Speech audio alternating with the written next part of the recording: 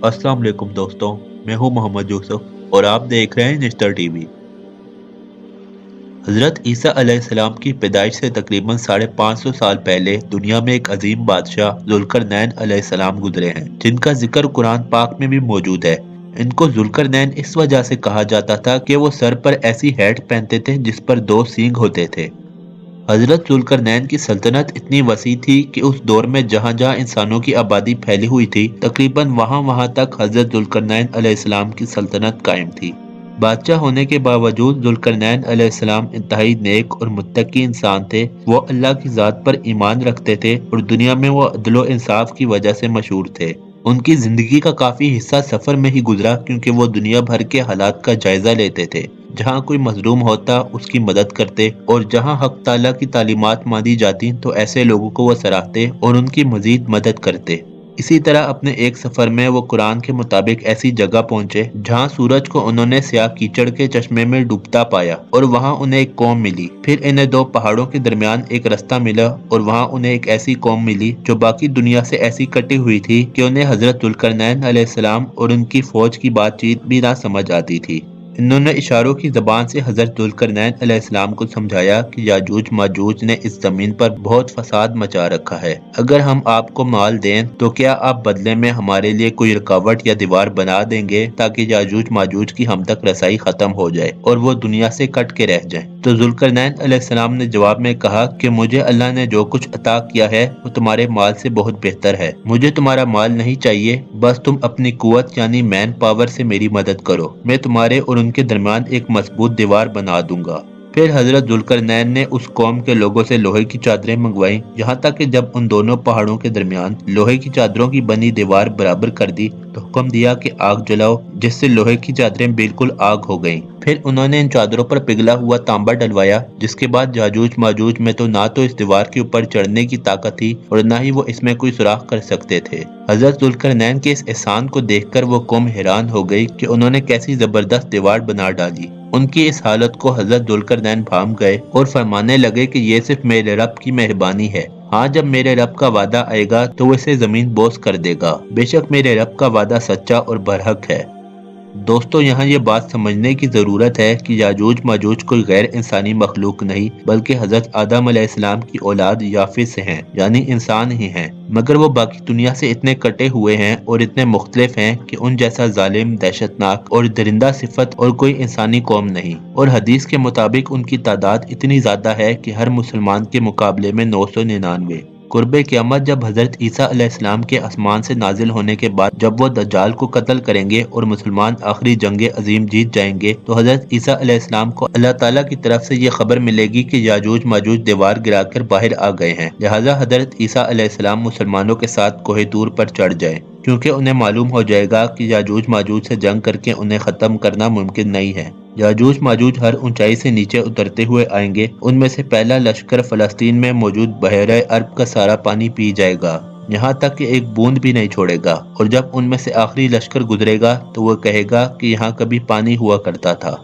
अपने तौर पर वो जमीन वालों का मुकम्मल खात्मा कर देंगे। फिर उनका सरदार कहेगा कि हमने जमीन वालों को तो खत्म कर दिया है, अब हम आसमान वालों से लड़ेंगे। फिर वो आसमान की तरफ अपने तीर चलाएंगे तो अल्लाह ताला के हुक्म से वो तीर खून आलूद होकर वापस आएंगे। ये देखकर याजूज माजूज कहेंगे कि हमने आसमान वालों को भी कत्ल कर दिया है। दूसरी तरफ कोहे तूर पर हालात इतने सख्त होंगे कि हजरत ईसा अलैहिस्सलाम और उनके साथ मुसलमान महसूर होकर रह जाएंगे। खाने पीने की शदीद किल्लत होगी और उस वक्त एक भैंस 100 दिनार से ज्यादा कीमती होगी। फिर हजरत ईसा अलैहिस्सलाम और उनके साथी अल्लाह ताला से दुआ मांगने लग जाएंगे कि उन्हें याजूज माजूज से निजात दिलाई जाए। उनकी दुआएं कबूल करते हुए अल्लाह ताला याजूज माजूज की गर्दन में खास किस्म की बीमारी पैदा कर देगा, जिससे वो सारे एकदम से मर जाएंगे। फिर हजरत ईसा अलैहिस्सलाम ये देखने के लिए कि याजूज माजूज जिंदा हैं कि नहीं, वो एक मुसलमान की ड्यूटी लगाएंगे कि वो कोहे तूर से नीचे उतर के देखे कि याजूज माजूज जिंदा हैं या नहीं। वो मुसलमान नीचे उतरेगा और देखेगा कि कौम याजूज और माजूज में से कोई भी जिंदा नहीं,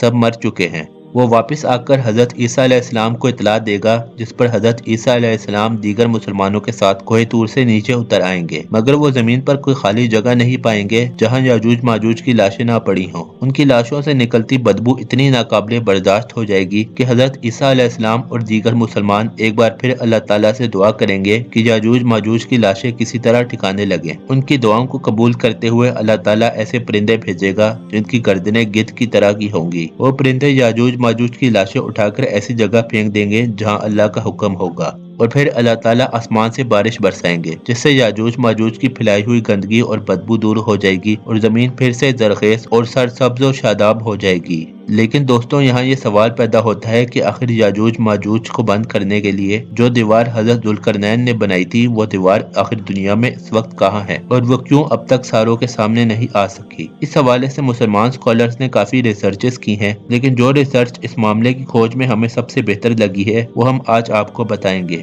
پہلی بات یہ ہے کہ قرآن میں یہ ہمیں پتہ چلتا ہے کہ جس قوم نے حضرت ذوالقرنین علیہ السلام سے مدد مانگی تھی کہ انہیں یاجوج ماجوج سے نجات دلائی جائے، ان سے ملنے سے پہلے قرآن ہمیں یہ بتاتا ہے کہ حضرت ذوالقرنین نے اس قوم کے پاس کچھ ایسے علاقے دیکھے تھے جہاں انہیں پہنچ کے لگا کہ ایک چشمہ یا لیک ایسی کیچڑ کی پانی جیسی ہے کہ اس میں سورج غروب ہونے کا منظر ایسا تھا جیسے گویا سورج اس کیچڑ کے پانی میں ڈوب رہا ہے۔ آج اگر ہم نظر دوڑائیں تو ہمیں سینٹرل ایشیا کا ایک ملک کرغزستان نظر آتا ہے جہاں ایک ایسی لیک یا چشمہ موجود ہے جس کے پانی میں کیچڑ موجود ہوتا ہے، اور اس پانی میں نہانے والا جب باہر نکلتا ہے تو ایسے لگتا ہے کہ جیسے یہ کیچڑ میں نہا کر آیا ہے۔ اس لیک کا نام توسکول لیک ہے اور یہ اپنی قسم کی ایک ماؤنٹین لیک ہے کیونکہ یہ پہاڑوں پر موجود ہے۔ یہ مشرقی کرغزستان میں واقع ہے اور سطح سمندر سے تقریباً 5000 فیٹ بلند ہے۔ یہ لیک کرغزستان کی سب سے بڑی لیک اسیکل لیک سے محض آدھا کلومیٹر دور ہے۔ اس لیک کو سالٹ لیک یا ڈیڈ لیک بھی کہا جاتا ہے کیونکہ انتہائی نمکین ہونے کی وجہ سے اس لیک میں کسی قسم کی مچھلی یا آبی حیات کا وجود ممکن نہیں۔